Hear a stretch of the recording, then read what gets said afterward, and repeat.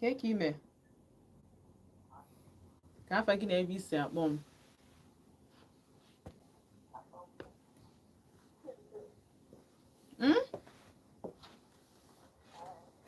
Anụ m ikwu isi n'afa gị bụ gịnị?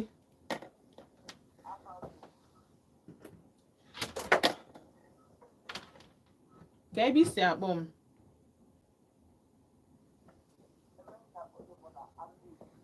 Amechi, ngwa gaa n'iru ịnụ ihe nji maka ya wee bịa n'ụbọchị nke taa. Gaa n'iru.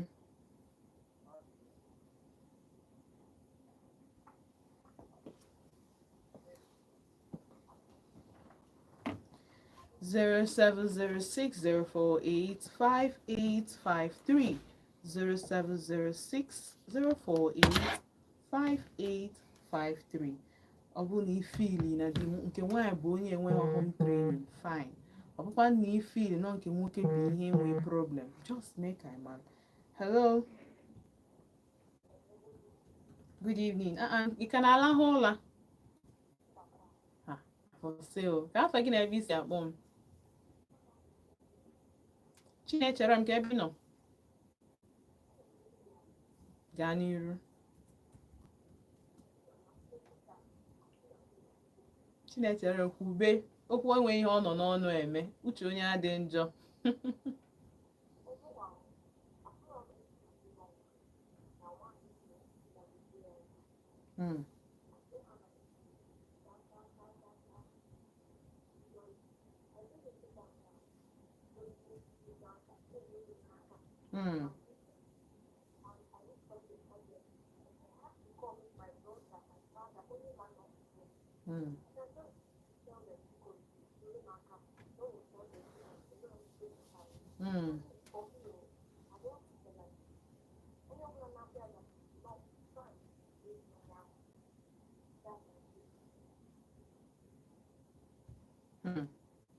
All right.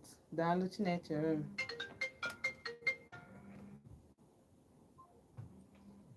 All right, 0706-048-5853. 0706-048-5853. Hello. Keke ime. Esther gaa n'iru nnọọ.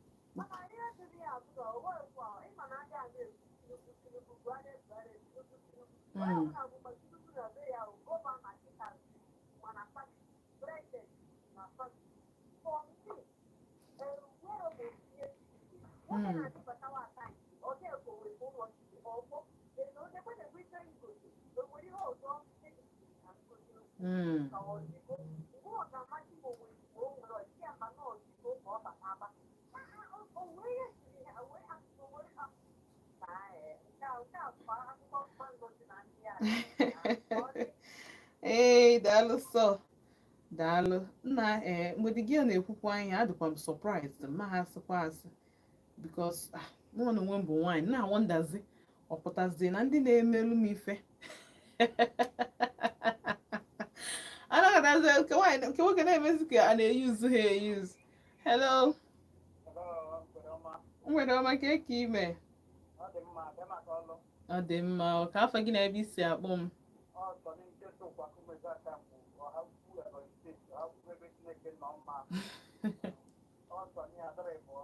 Anụ.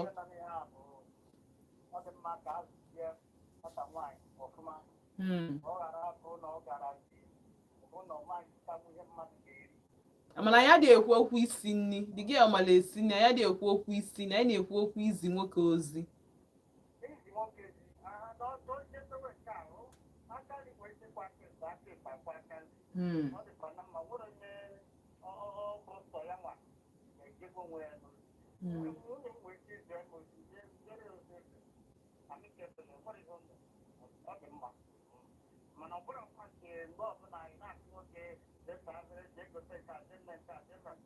All right.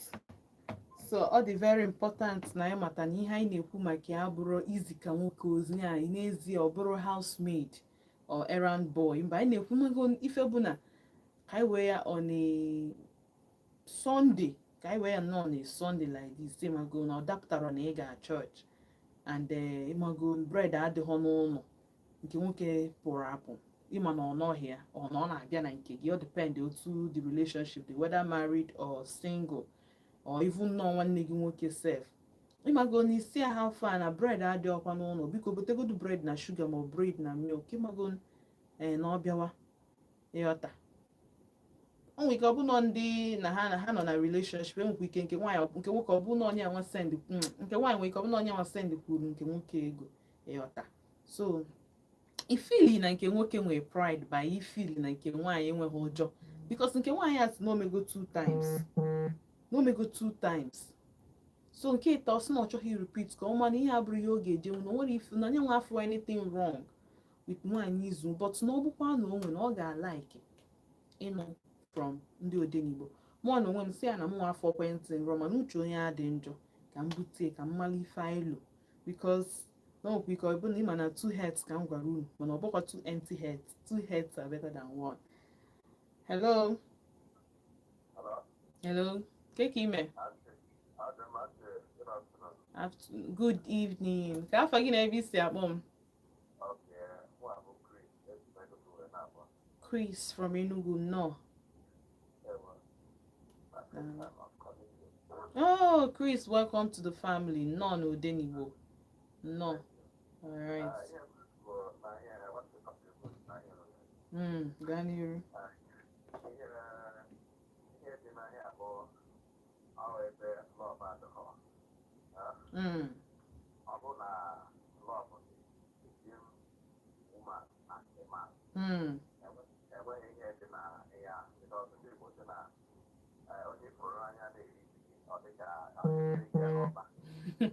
It's true.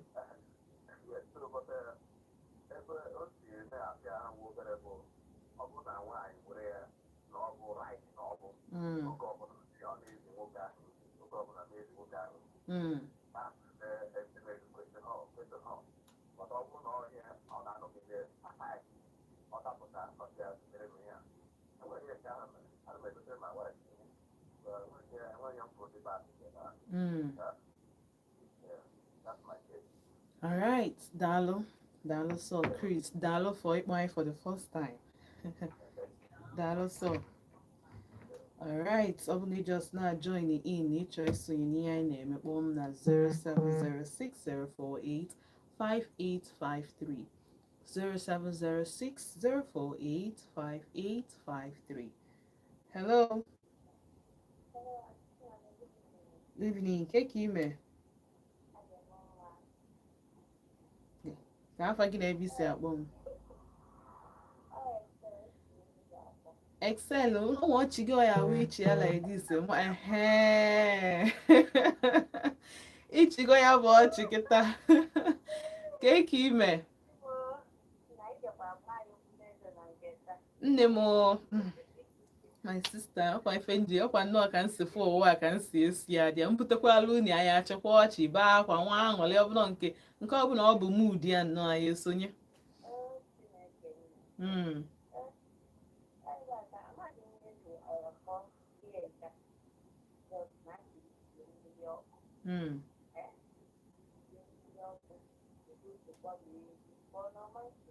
o ya esokwali o ya eso gị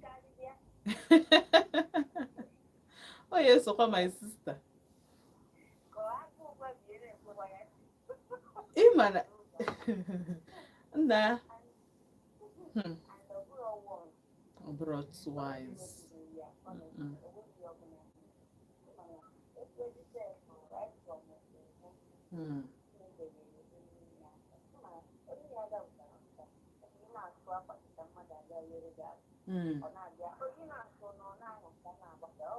oh yeah, but the two.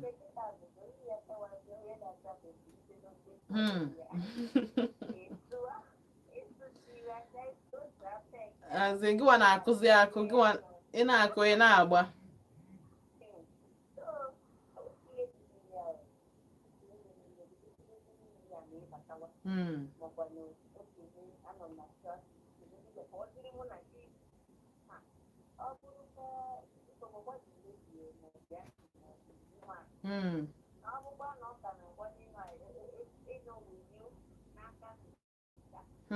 Ka ọ gbọbakwa.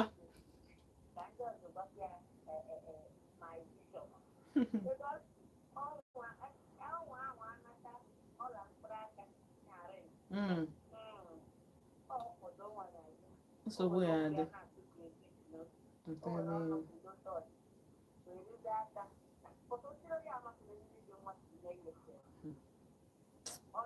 Na ụfọdụ ụmụ nwaanyị na-ata afụ.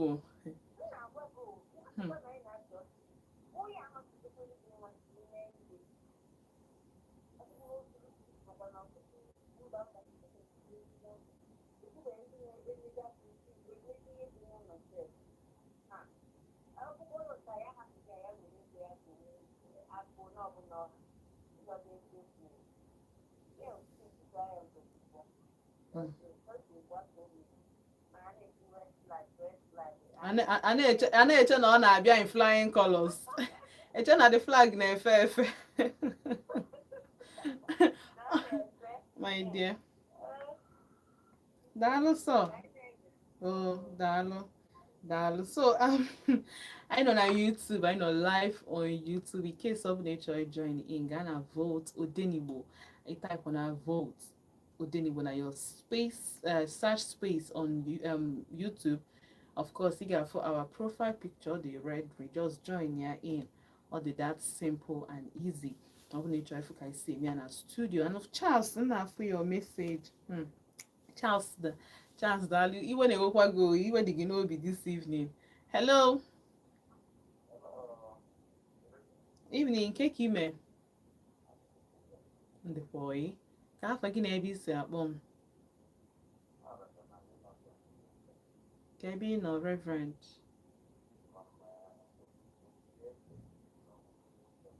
Or who could deny boy? Mbo. All right. No.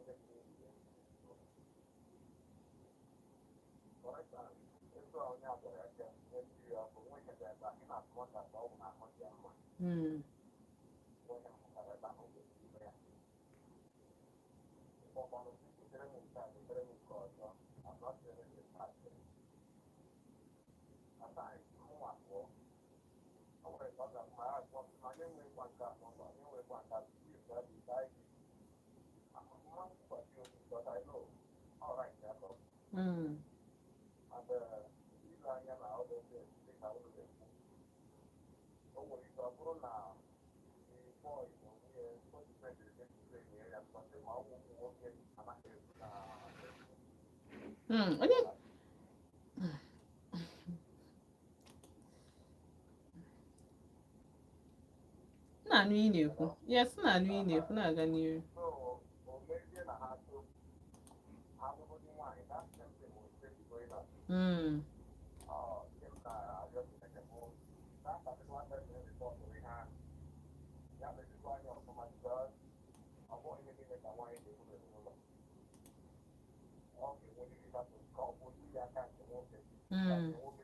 Onye nye aka ya.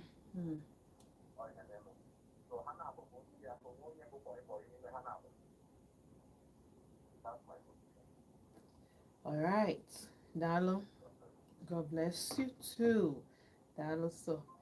All right, so biko m ga-eje zụta obere afịa na cheta ka ebidokwa ebe anyị kwụsị. Cheta na ị nọ na Volt 104.3 FM. Afọ mba ntị Chinazọ, ị na-ego Odenigbo. Agakwana ebe ọbụla.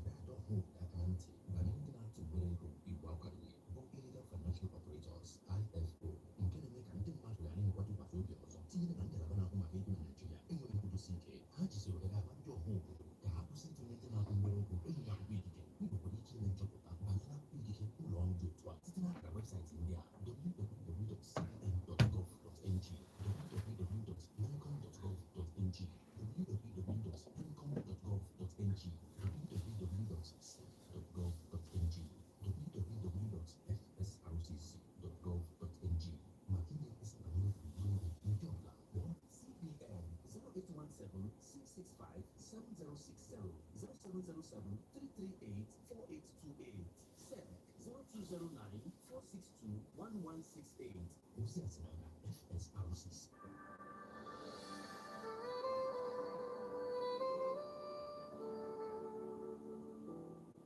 There comes a time in your life when it seems all hope is gone, and you need that one person that you can trust to tell you that everything can be alright. There comes a time when you feel betrayed by a brother, a sister, a friend, or by the one to whom you said, I do. There comes a time when you're sick and tired of that addiction and just want to stop. Let's talk about it on Comfort Zone.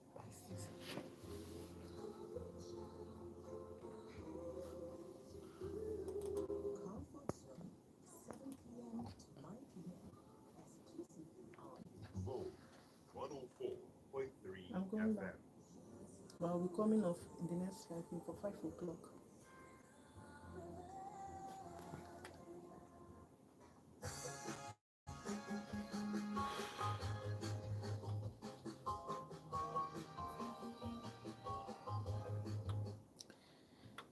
Ndị ọma njem ọnụ ka ekunu ma a na-chetụgo m azụ agwa m nsị na ọka nje zubiri obere afịa bikos emekọtakwanụ nke ebe nke ọzọ ka o wee na-adaba ịma na anaghị anụ ofu ebe eti mmọnwụ afọ mba ntị Chinazi nọ na Volt 104.3 FM ị na-ege Odenigbo na-abịara gị everyday Monday to Friday na ọkụkwa na alụ 4 ịma na anyị na-ebe otu aka anyị ga-esi wee gbagide ya wee ruo 6 so ọ bụ na ijos na-abatakta ihe anyị na-ekwu maka ya bụ nwata nwoke na nwaanyị na-emekọ ife ọ mpa nke nwaanyị ọ nwanne nke nwaanyị ọ ivu di nke nwaanyị nwee ike nke nwaanyị anọ n'ụlọ ịmago na o nwere ihe si wee dapụta ọpụnwụ ha abụ but onye ọbụla mana shop dị around everywhere so wee si nke nwoke maka na ọ ma na ọ pụrụ apụ na ọ nọghọ nso na ọ nọghọ n'ụlọ ọ ma na ọ na-abata ọ na-abakwu di ya n'ụlọ wee sị anya biko ya gotegodi ife dịka bread ma onye gotegodi ife dịka ịmago bread na milk na sugar ka e wee golu ka e wee ịmago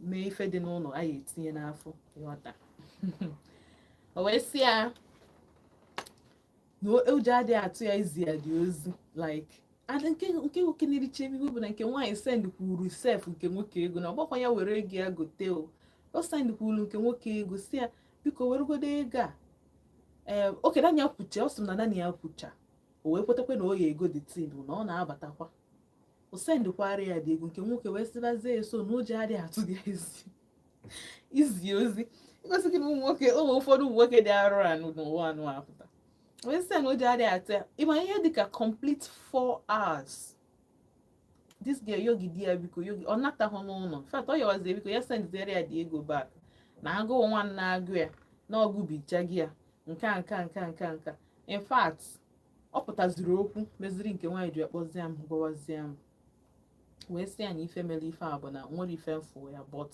n'uche onye adị njọ na m ga-ewepụta ya n'Odenigbo ka anyị kwuo maka ya just in case ọ bụ na mụ na gị na-abụ fan azụrụ anyị ọfụma onye nke ọ bụla azụrụ anyị na-abụ ọfụma so ka njọ ndị Odenigbo na ndị Odenigbo family wisdom unu na ọ na-ayafu ka mmiri so wee sị ka njọ biko ọ nke nwaanyị ka azụ ha ọfụma ọ nke nwaanyị bụ ihe amachaghị ihe ka ọnụ nke nwoke nwere pride ka ifeili na nke nwoke dị right or a peculiar something to a particular kind of man imago because mo no ma wataro hello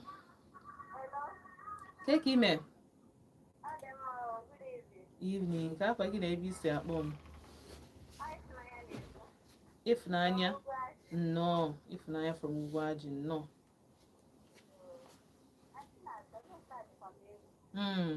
bịa n'iru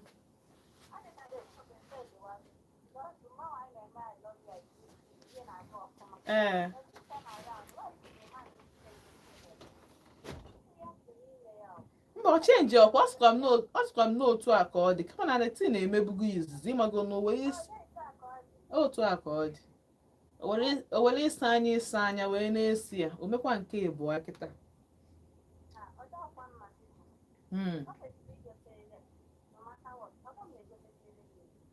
izie ya ozi kịta ọ dị ya grudge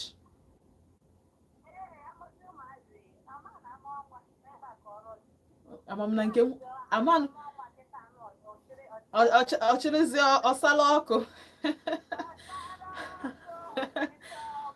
I'm telling you ọchịrịzi ụmụazị ike gwụ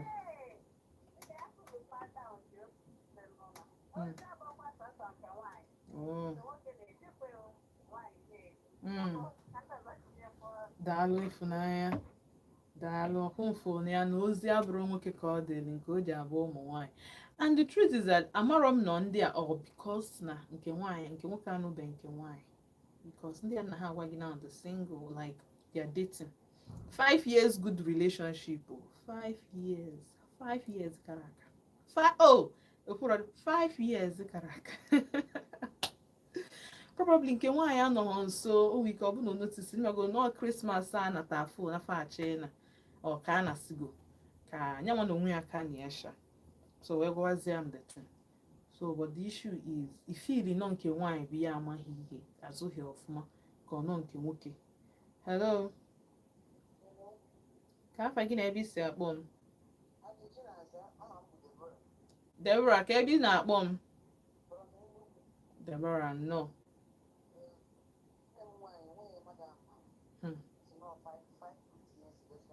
Igbo nne m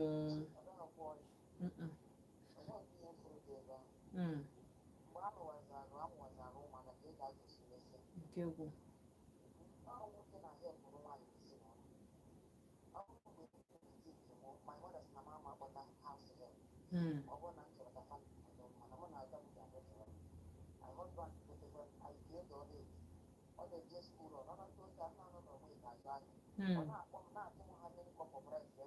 chai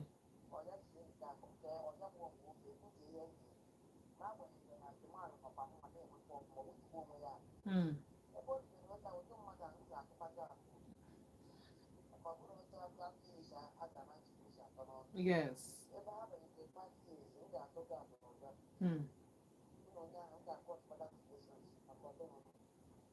dị hoi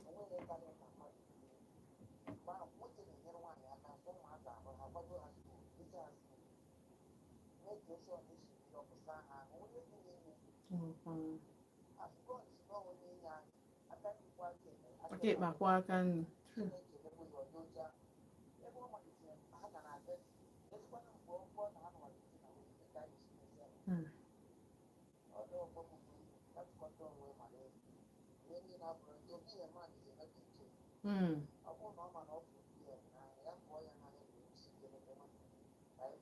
daalụ okay so na anugonian okay Deborah dị ndị a ka nna like mfu di ha nye ha collate nye ha nọ ịmagokwa ife n'aka si ogene dị ọnụ a na-eme ọrụ ọ dịrị izi ụmụ nwaanyị izi at least nwunye gị pụta in the next 30 years ọ bụrụ ọkpọcha nkụ ọma ndị fresh mana ọ bụ na ada ebu ọ na-arụ ọrụ mmadụ ofu ịfụrụ na ịmago nwaanyị pụtakwa ama na nwunye gị dapụta. Hello ka ime ka afa gị na ebe isi akpọ m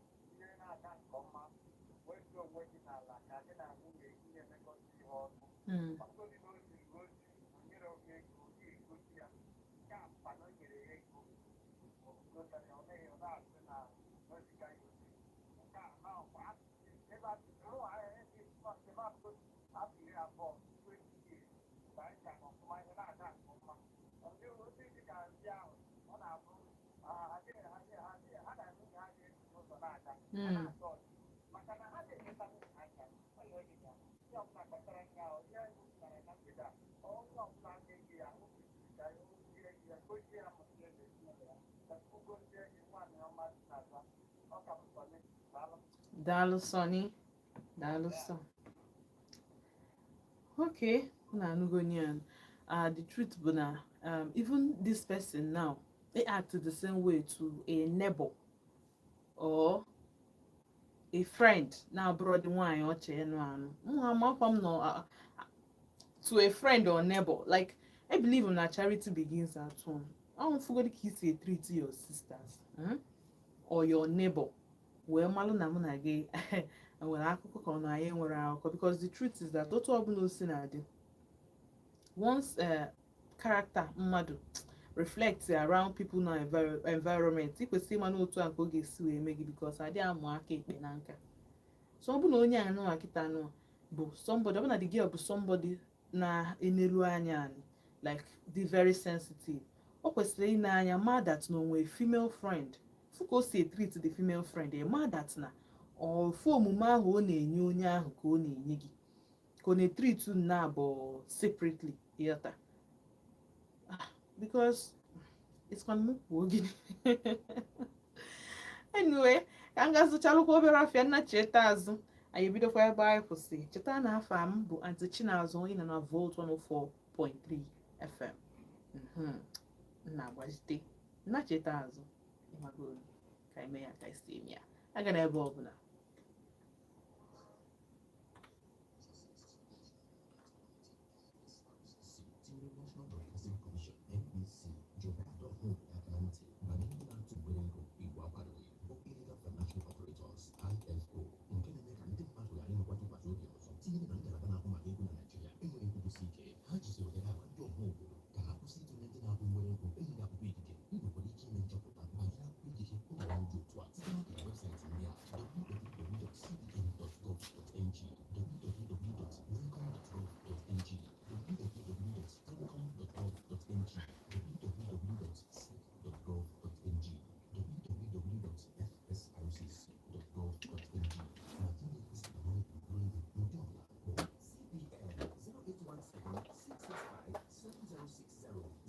Engineer John,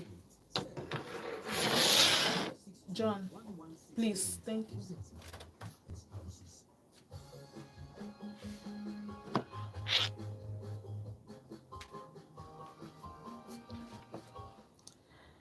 Anachetago m azụ na Volt 104.3 FM. Cheta ebe ị nọ bụ n'ode n'Igbo, oge anyị na-akpa nkata ka ụmụ nwanne, ebe anyị na-atụkọ isi ọnụ, ebe anyị na-erikọ nri ọnụ, ebe anyị na-anyụkọ mamịrị ọnụ ọgba ụfụ, ebe anyị na-eme wụsapụ arụ, sụọ asụsụ anyị otu anyị si dị comfortable with it, ebe anyị na-eme ife nnọọ ka o wee nwee ike nwee isi. Ịmagodi nke na-ịghọtacharọ, iburukwanarị ya bịa ebe ya atụ ya bụ, ịmago na ọ dị nnọọ ka azụ ọkpọ dị ya, ịtụpụsịsị azụ, wepụ nke na-enwere isi, welu nke na-ekpoli isi bụ emelu ife. Of course, ebe a ka anyị na-eme ya. Ịma na ana m agwụ na keep saying that anyị niile bụ adults. Anyị ma ife dị mma, ama ife dị njọ, anyị ma ife ọ ya wa ime like this, o metụta mmadụ ibe anyị, anyị ma ife ọ ga-abụ emekwuo ime mmadụ, ịma na eme ege na ime ngwe nwe ya, so why iji emeri ya mmadụ?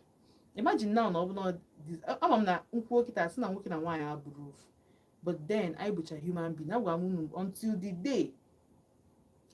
day a ga-esi na awataba ụmụ nwaanyị na nkụ, ọ na a na-esi n'eluigwe atụdata nwaanyị, maybe that day what ife mere ụmụ nwoke ji act some certain way, but till then, so long as na anyị niile na a na-amụ anyị amụ, ime aha otu gị na ị ga-efeel hot till then. But kedu ife melu nwoke ga-eji wee mee ife ọ ya wụ nwaanyị mee ya man like? Imagine isi nwunye gị kịta anọ, nwunye gị na-arụ 9 to 5 or 8 to 4, isi anya sigodu gị nne na ị na-abata ka ilie nri na agụụ na agụ gị jecha ịbata, ọbụna ụdị nara onwe ya keki ga-efeel ya, aghọtakwa ya dịka otu o si nya ọ ya awụ ịkọwara ya nke ọghọta ya, because ụmụ nwaanyị nwere patience, and otu Chukwu sue ka ụmụ nwaanyị, okay guy with this patience, like we forgive, anyị na-tolerate ife ọbụla ị gwara anyị, anyị na-ekweta ya. Nwoke nwere ike ịgba n'ilo sef a forgive, nwaanyị ga-forgive gị 100 times, makwa ife nwoke ọma forgive gị once, just once, ọma forgive gị ọ dị eme ife ndị na-forgive gị before ha forget, omume ha ga-egosigodi gị na ife ime bịa ịtachachakwa afọ, ị ga-aghọta ije. So kedu ife mee nwaanyị ga-eji nọ n'ụlọ onye isi na like, whether na your sister or your neighbor or your fiance or your girlfriend, ga-anọ n'ụlọ si gị na agụụ na-agụ ya, gị biko ebe ị nọ n'ilo, ọ bụrụkwa like na ị nọ n'ụlọ na ozipụ gị, because ahụ adịghị ya, ị nọ n'ilo ozi ego ozisi gị gị biko gị gotere ya efe ị na-abata ka ị ga-esi feel ma ọ bụrụ na ijecha bata ya agụụ agụụ na-egbukwa mmadụ. Ọ bụ mmadụ asị gị na agụụ nchekwudo adịghị egbu egbu, agụụ nchekwudo ga-emechakwa gbuo mmadụ. Agụụ nchekwudo ga-emechakwa gbuo nwa mmadụ. Because what is this? Kedu ife bụ ife a? Kedu nke bụ na-apụta nwoke ga-asị gị na ụjọ adịghị atụ gị send ya ozi ọ bụrụ mpa gị? Kedu like the gị na-agwa m this thing, aghọtachara m ya mgbe ọ na-agwa m because o menubeghị m, aghọtara m ife ọ na-ekwu. Nsị ya n'afọ imechiche m ife niile ichere ejikwa n'afọ mkparịsa m ama. Nsị gị na agụụ na-agụ m, take it seriously. Sịkwa na ala gị na agụụ na-agụ m, ịchọ were akwa m were okwu ngwa gị n'ọnụ gwurie egwu na eji n'afọ m gwurie egwu because enwere m ike mụ na gị wee ụdị okwu anyị ga-ese. A ga na-asị na nwa anụ na-emekwa onori nube nni uwe ya niile ka o si eme ka onye afụ nube nni. So dị very important ịma ebe mmadụ ọ ya wee ime mmadụ ihe onye ahụ akpọọ gị mmadụ ma elie onye ahụ ama nji gị kparịa ama.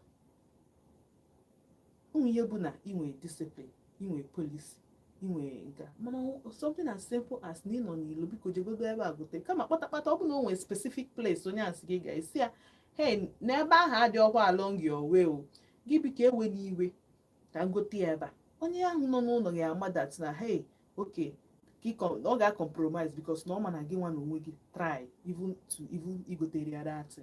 So kedu ihe mere ị ga-eji wee sị mmadụ anyway sometimes self agwa m unu ụbọchị ọnụ ya anụ di na nwunye a na-agụ na ihe mgbe ndị single unu na-afụ red flag ọ na-akpagharị unu ama nkọshọn unu anụ di ọsọ ọnụ ga-abịa sị ma anti Chinazụ nkwụkatakwa ụgwọ consultation fee mara nke anụ a Chinyere Udoma bụ n'egwu na ịkwụkata ụgwọ anya ịkwụkata ara agbawa gị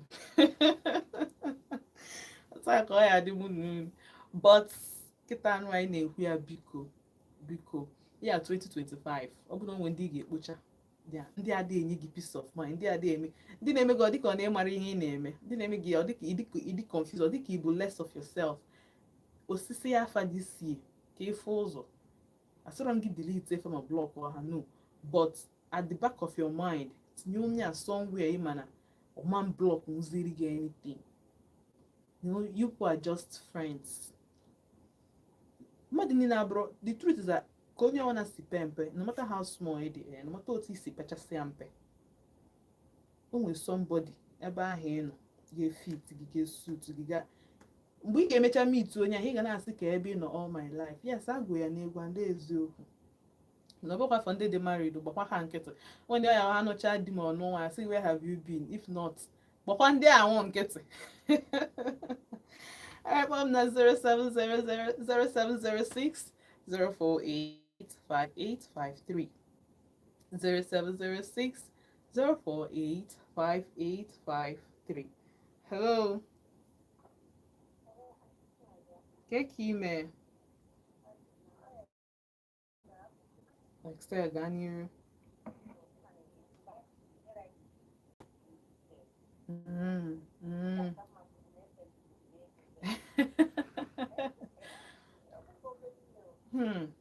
My dear.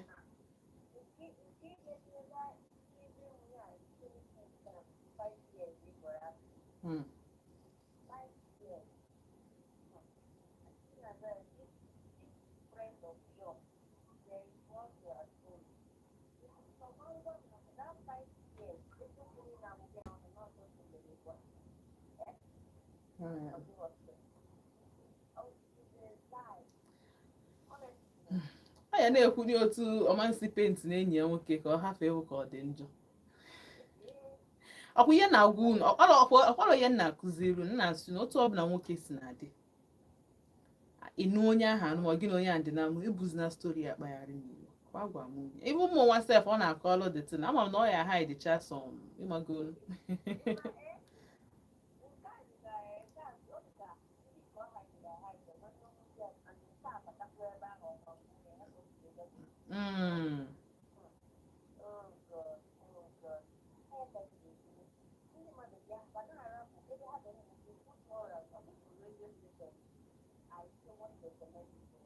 Mm.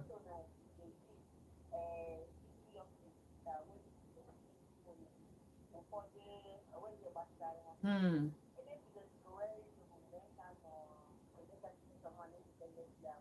Mm.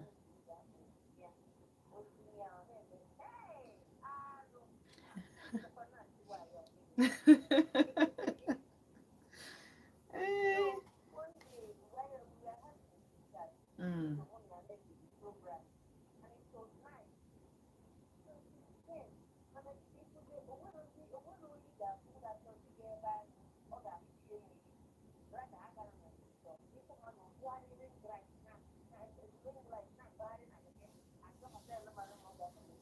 Oh yeah.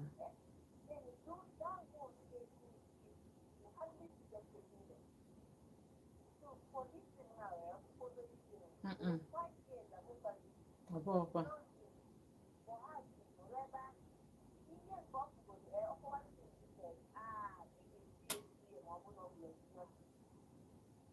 Mm. Kegwu. Mm. Ah, over times two, as in excelled. Excels kwa n'ike. Hey. Hmm. Ike gwụ.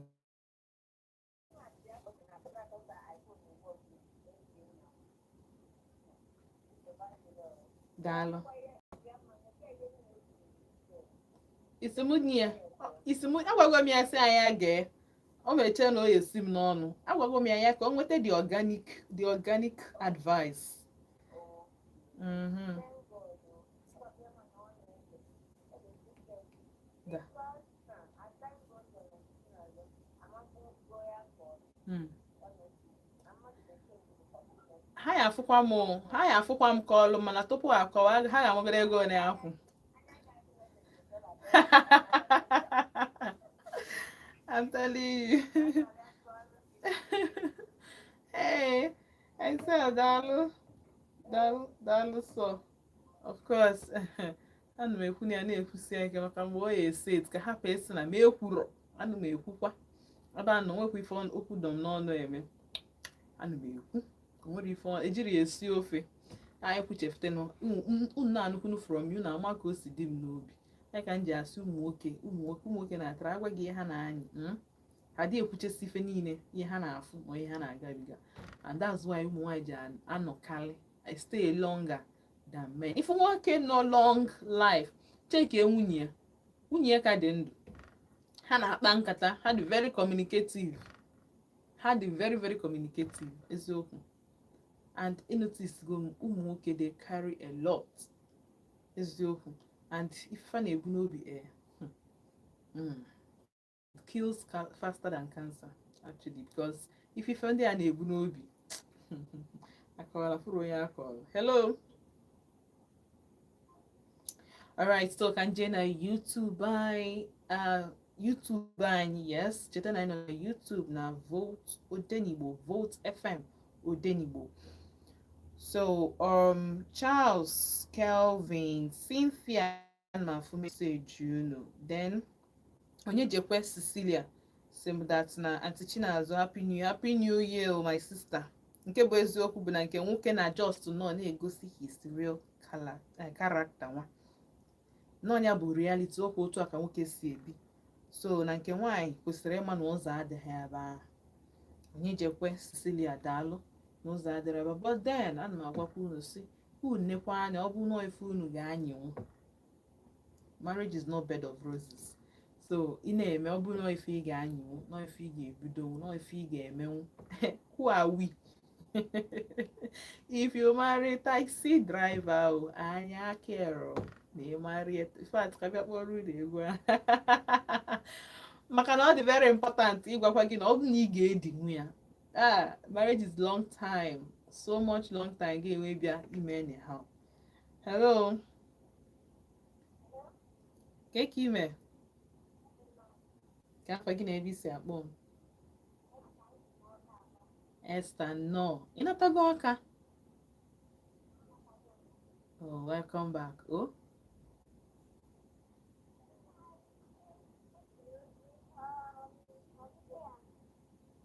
ọnụbekwa ya nne m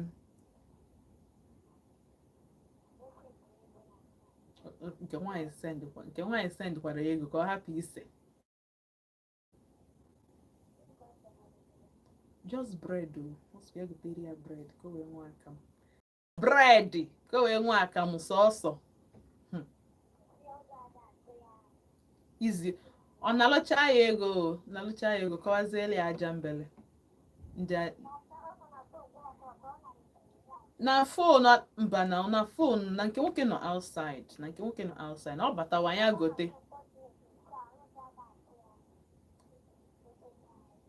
ọ sendịrị ya ma ọ ka the communications wee mee but I believe na nke nwaanyị sendịrị ego ọ sịzịa ya that na ụjọ adịghị atụ ya send izi ozi mago that kind thing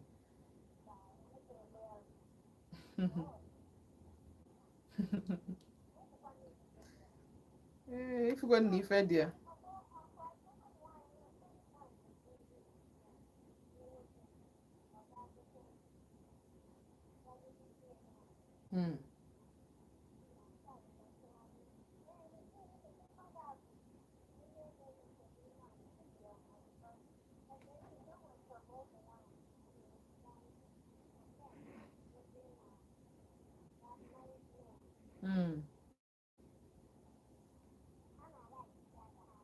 ego ihe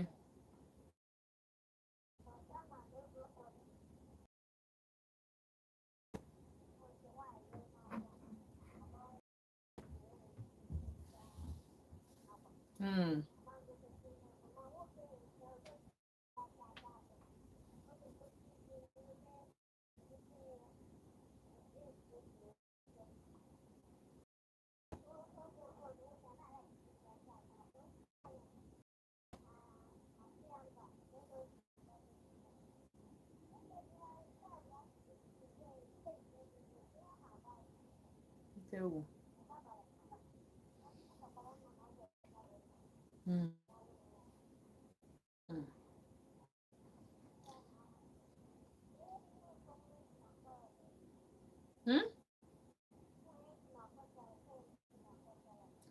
ụmụ ya na-ekwuchekwa n'ihe ha bụkwa ọ nye m nke na-ewutegodi ya nke kacha eti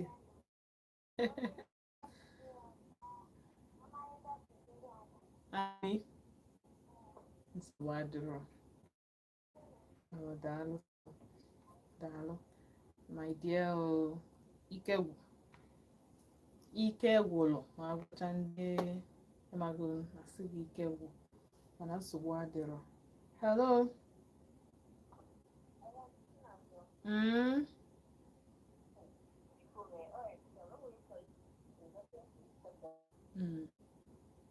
once olu 20 seconds nke ọtụ gị jigokwa aka gị nye onwe gị ka na-aga gaa n'ihu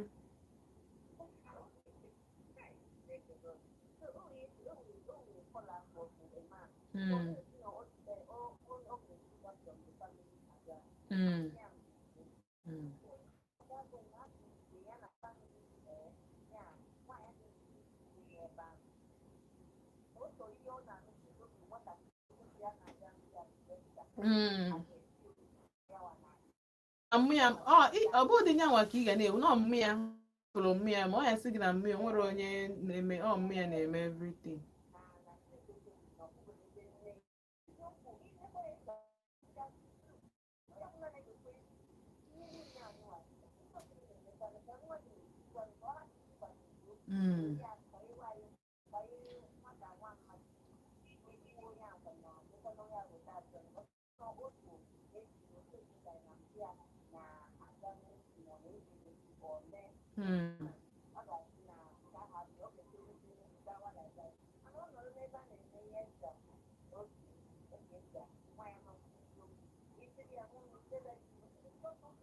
I'm telling you.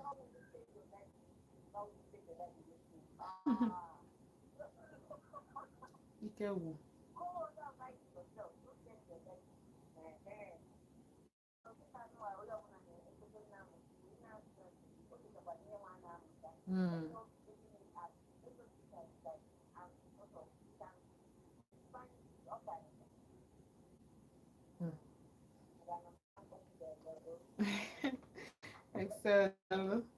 Dalo. And if any agwamun sin always something to do with background. Always something to do with background. But then I be adult.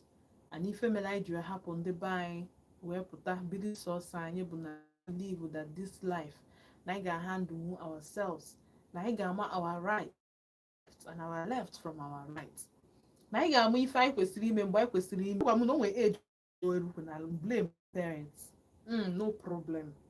Blame your parents like if ever na-eji parents n'onu mana ọkwa ifufe onye gugo university gocha university pụta background family you learn some certain things that's why you make friends ọnya ka iji wee nwee ụbụrụ nwee common sense ihe eji nwe common sense gị ahụ wee were ya mepụta ihe as an adult because onwe ajụjụ njụ o nwere one of my friend njụ ya si ya relationship gị ị na-etriti otu isi etriti ọrụ gị ọsị m no si na ọnya ka iji nwe problem because there are some certain things anya dị erate zi onye mee if a lot of young men ha chọghị ịnụ nwaanyị onwedị ihe gbasara ha na ịnụ nwaanyị onwedị ihe gbasara ha na ha chọ ịnụ nwaanyị otu ha si treat nwaanyị work ịnwekwana itriti nwaanyị gị 60 ebuka 50% of what is a treat ọrụ na-enye gị your daily bread that lady adult chaa gị n'ụwa even ọ bụrụ na anụ ọ dị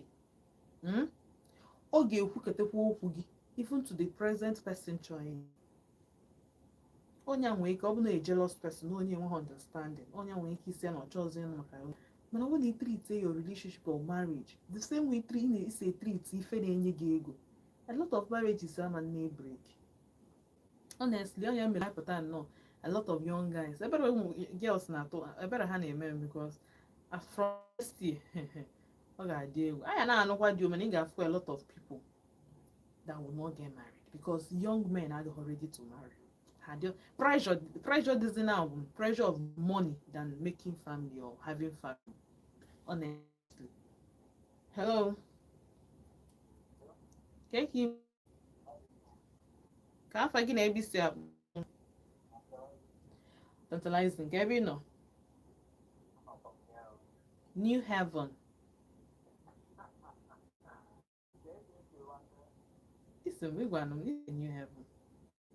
New Heaven thank God ikuku bukwa elu gị gaa ebe ọzọ nnọkọtasịkwụzi na wondazi na-eji ntu mmadụ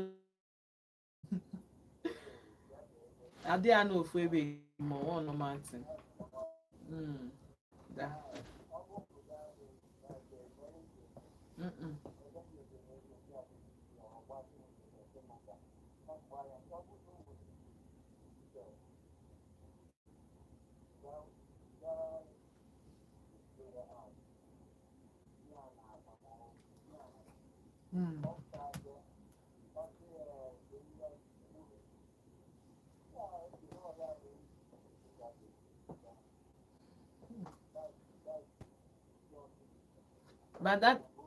by that time iri ju gị afọ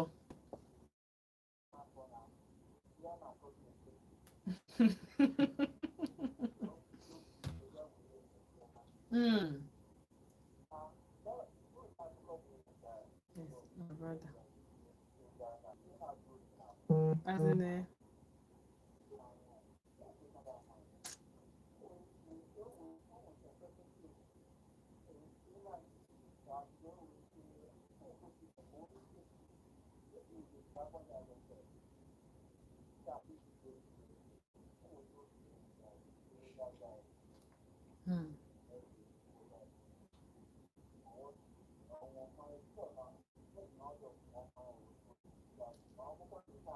yeah, but the second time according to the girl second time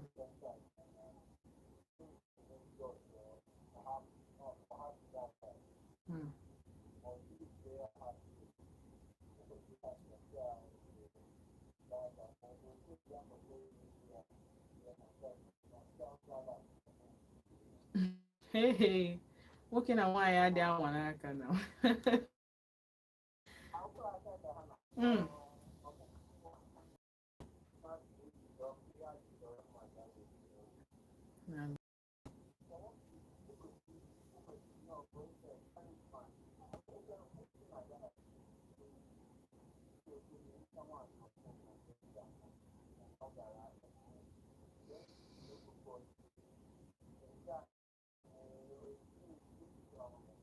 Mm.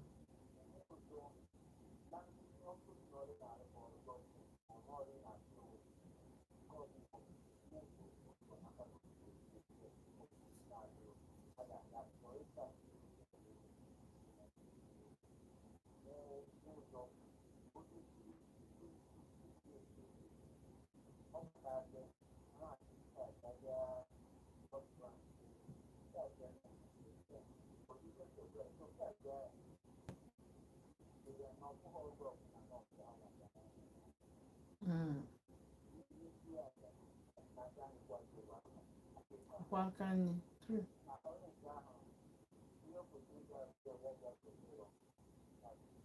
Mm. Tantalizing. Don't worry, I'll we see the girl. I'll we see. Mm.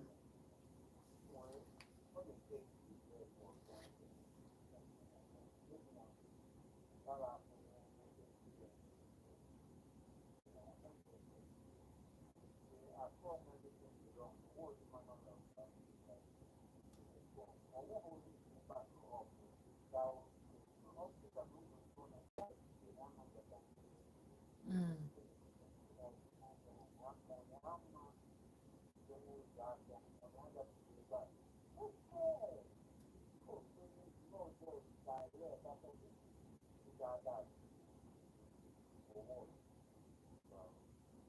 Mm. Dalo. All right. Dalo tantalizing. Tantalizing si anyị agafekwana n'abalị a ya kwitie. Ya kwitie tantalizing achọ dị ịnụ akụkọ. Tantalizing na-ada like ogologo akụkọ at all. So kpọọ m na 07060485853. 07060485853. Hello, Mama G. No, can we not buy? Okay, no. Can you? Dalo, dalo. Hmm.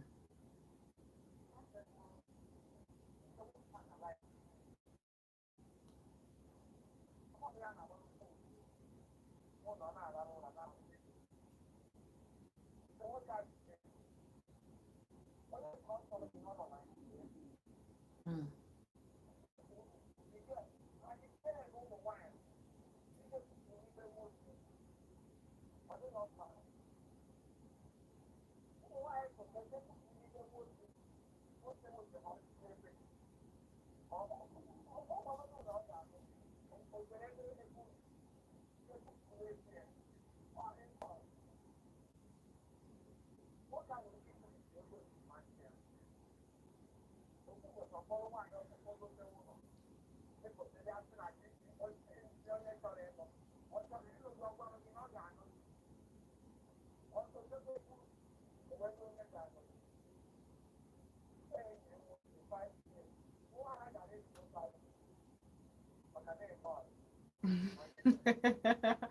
Mama G, why okwa?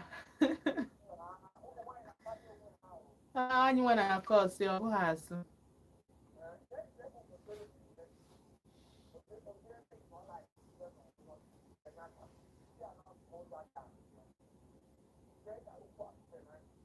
Hmm.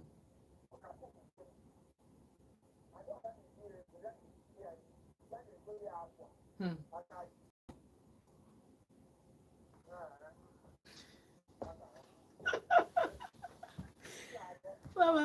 Mama G.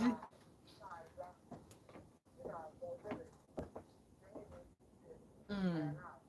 Nwaka iwere ya afụ ọ ka ifu ka o si adị ife na-adazi kịta.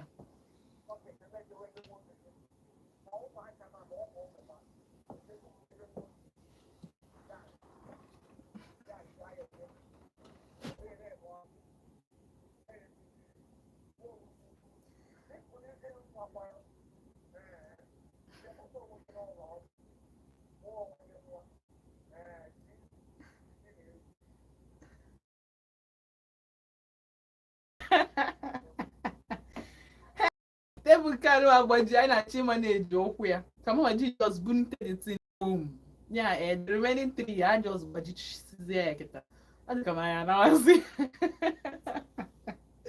mama ji biko biko ke nwayọ nwayọ aka roast na eji nnọọ nwayọ egwu n'anya egwu nkwanụ nke ama onwe eme. Hello. Good evening. Ime ndewo ka afọ gị na-eme isi akpọ m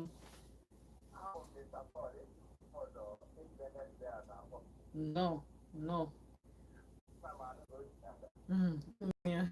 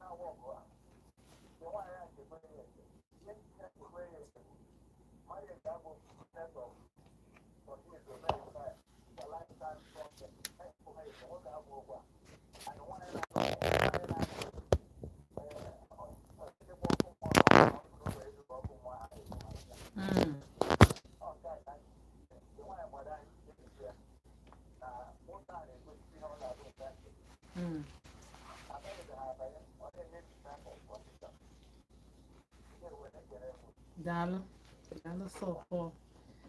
Alright, unu afụgo nyan otu ọ bụla si na di m kwesịrị ịgbadat na ebe anụ a anyị na-eweta elu unyi otu o kwesịrị isi wee dị.